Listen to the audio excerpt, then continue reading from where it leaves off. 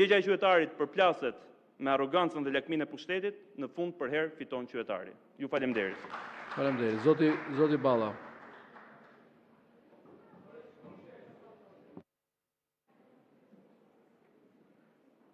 Kryetar, meqense janë të dy kërkesat dhe ne I diskutuam në konferencë kryetarëve të dyjave, po shfrytëzoj fjalën për t'i dhënë përgjigje të dyja kërkesave për mocion me debat.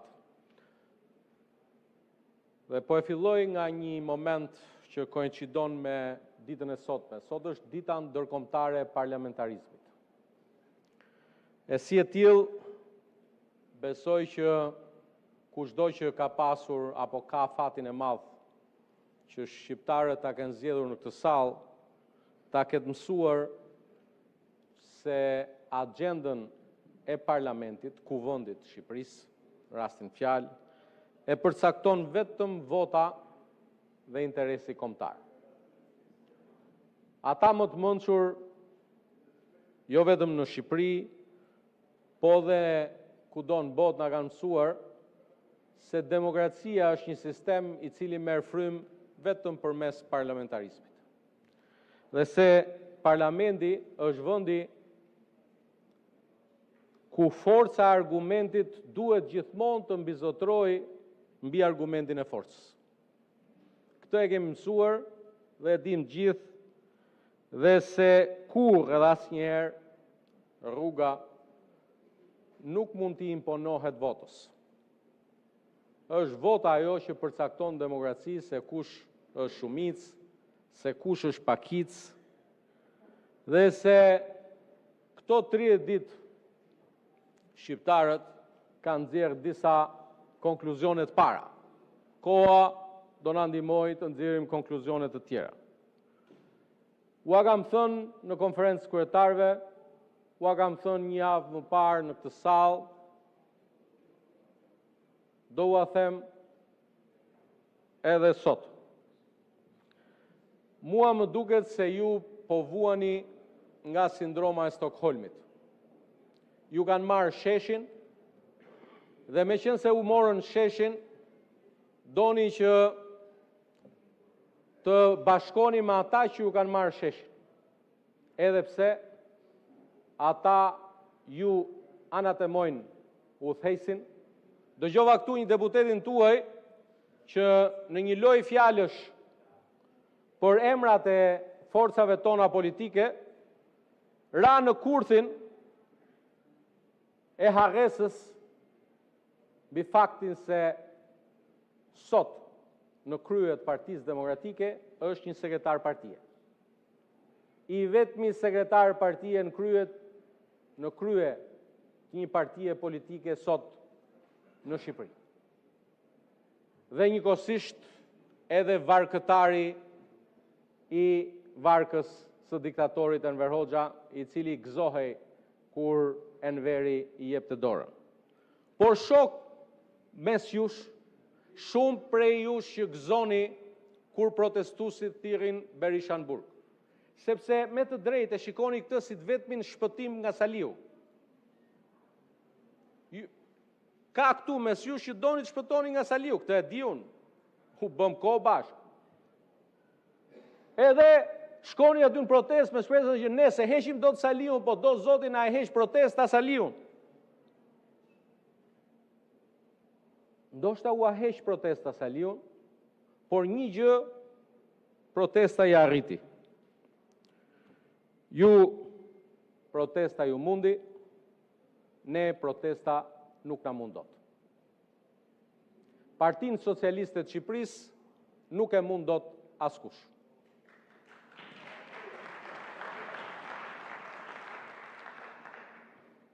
E di si thoshte njëri tek porta tani, kur po hynit ju, ne na shajnë me libër shtëpia, nuk kam asnjë problem. Ju thonin opozitë e shitur. Dini gjë pse u a thon këtë fjalë? Dhe çdo ditë në atë protest po thyen kockat e mbetura nga ajo që dikur quhej Partia Demokratike. Ju se keni kuptuar akoma. U a thash pak 2 javë më parë këtu, se si do të ndiej një deputet I CDU-s gjermane që të shkonte në një protest të cilën e kanë thirrur e majta e ekstremit Die Linke apo AFD-ja.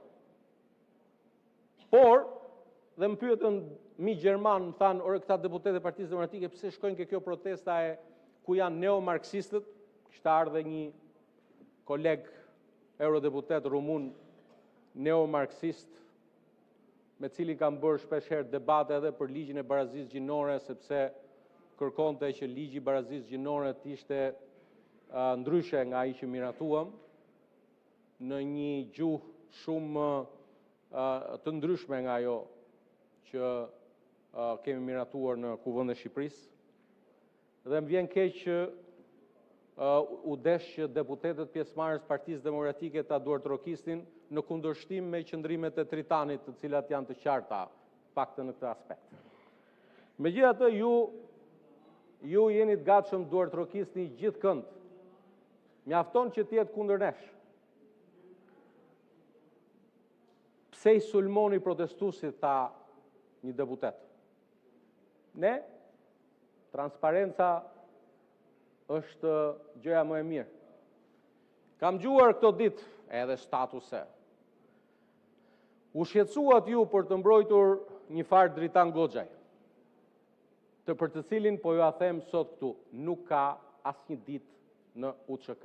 As edhe një ditë në UÇK. Dhe një dokument i cili mu vu në dispozicion nga organizatat e veteranëve të ushtrisë shqiptare të Kosovës, e morët dhe aq pa udhjeni sa që u munduat ta përdornit për hesape politike, siç donit përdorni dhe protestën, dhe prandaj i them protestuesve, këta mos i lini t'u avjedhin protestën. Imagjinoni, morën një dokument zyrtar, morën, të lutem, ta mbaroj Bujar, të lutem, kam respekt për ty, të lutem Bujar, do ta shpjegoj, të lutem Isuf, të lutem Isuf se kemi një kod etike bashkë, të lutem. S'kam çfarë të kërkoj falje. Falje të kërkoj ai që ja ndryshoi që Tahir Sinanajn e bëri Tahir Sinani. Tahir Sinanaj është nga Kuksi. Tahir Sinani është heroi ynë kombëtar. Doni ta quni kështu. Ashtë. Ai, mere atë. Mere dhe të ftoj Isuf bashk, që ta nderojmë Tahir Sinanin në Kamës me një monument në respekt Tahir Sinanit. Ju e bët Tahir Sinanin, e bët Tahir Sinanaj dhe këtu mbyllet.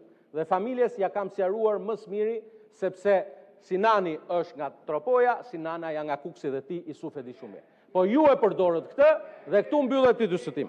Tani për çështjen e ftyrave. Soja zotrinj, nuk ka asnjë dyshim sot, jo nga strukturat e sigurisë të inteligjencës tonat, por nga pjesa më e madhe e strukturave të inteligjencës së vendeve partnere antare të NATO-s, se në këtë protest u përfshin dhe vazhdojnë të jenë të përfshirë aktorë shtetëror malignë të Shqipërisë, së bashku me media, organizata dhe interesat huaja.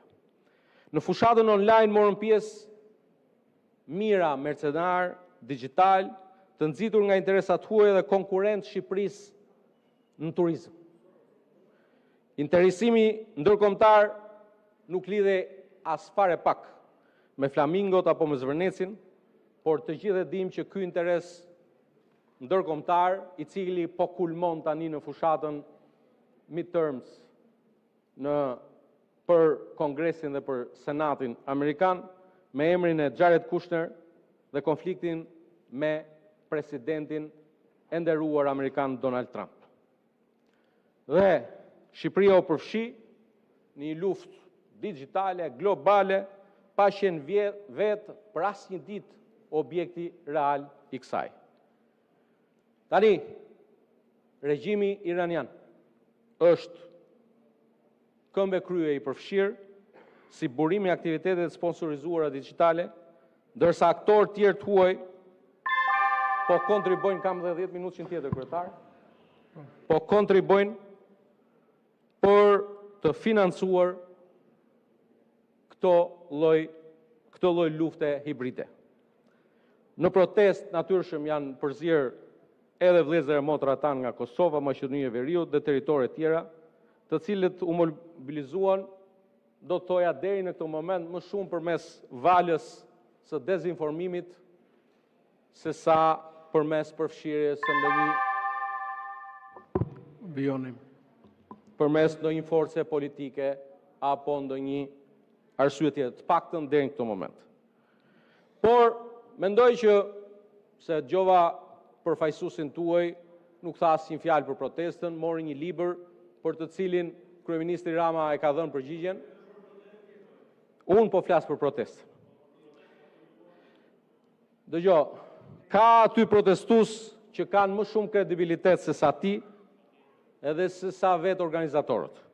Ka aty elementë të cilët duhen dëgjuar dhe ne jemi gati t'i dëgjojmë. Por sot, zoti Klliçi, protesta është privatizuar nga një grup shumë i vogël pas një lloj legitimiteti publik. Dhe ky grup i vogël për cilin ne po bëjmë transparent, ka element të cilët nuk gjenden vetëm në Shqipëri. Në të gjitha vendet që kanë ndodhur ngjarje të tilla, element me një background kriminal përfshihen në aktivitete të tilla kundër institucioneve legjitime të zgjedhura me votë. Dhe mua më vjen mirë që ju vazhdoni të përfshiheni me kontributin tuaj për të çuar njerëz. Është gjë e mirë. Ua thash, sindroma e Stockholmit është një sindrom që vështirësisht kurohet. Dhe mendoj që ju mendoni se kjo protest mund t'ju shpëtojë. E vërteta është krejtësisht ndryshe. Edhe ju bëni sondazhe, edhe ne bëjmë sondazhe. Sot Partia Demokratike e Shqipërisë është në nivelin e vet më të ulët historik. Nëse zgjedhjet janë nesër, Partia Demokratike vjen në kuvend as me gjysmën e këtij grupi parlamentar që ka sot. Dhe kjo protest